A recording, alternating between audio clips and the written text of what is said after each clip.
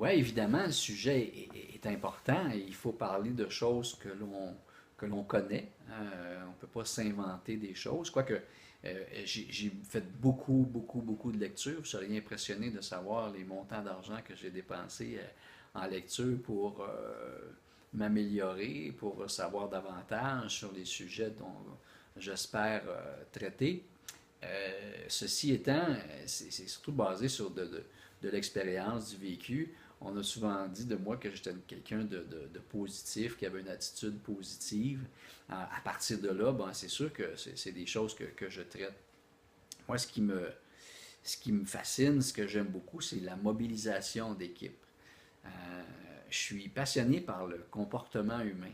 Qu'est-ce qui fait qu'une personne agit de telle façon dans telle situation alors que l'autre va réagir de telle façon dans la même situation? La perception des choses, tout ça. Hein, et pour en venir en fait à faire comme une grande chaîne. Pour moi, là, une équipe, c'est une chaîne.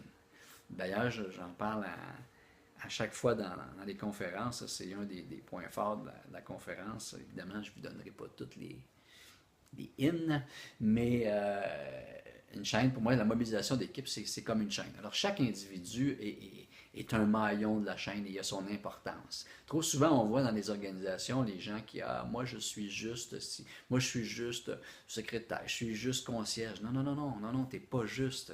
T'es un maillon très important de la chaîne, aussi bien que le président, que le vice-président. Nomme-les toutes. C'est juste des titres. C'est juste des titres. Alors, je travaille beaucoup sur la mobilisation d'équipe, l'attitude, le leadership. Ayant eu les expériences très jeunes d'être à la tête de certaines organisations dont je parlais tantôt, le Club Optimiste, j'ai eu le privilège aussi au niveau de la Chambre de commerce, dans différentes OSBL dans ma région. Et le plus beau compliment qu'on m'a fait à un certain moment donné, c'est une dame qui m'a dit que j'avais été un président communicateur, que j'étais un leader communicateur. Alors ça m'avait vraiment fait chaud au cœur et ça m'avait dit, OK, ben, là je comprends bien le message que j'ai à livrer à titre de leader communicateur. Il y a une autre chose, un autre aspect aussi qui, dans les dernières années, qui est venu me chercher beaucoup, c'est quand je regarde au niveau de l'Office mondial de la santé qui nous prédit que d'ici 2020, la, la dépression sera le deuxième cas d'invalidité à travers le monde, le deuxième cas le plus important d'invalidité à travers le monde. Alors moi, ça vient me chercher.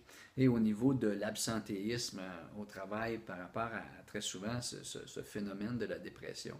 Et j'ai le goût d'apporter, non seulement j'ai le goût, mais je travaille à apporter des éléments aux équipes qui fait en sorte que l'on peut se protéger.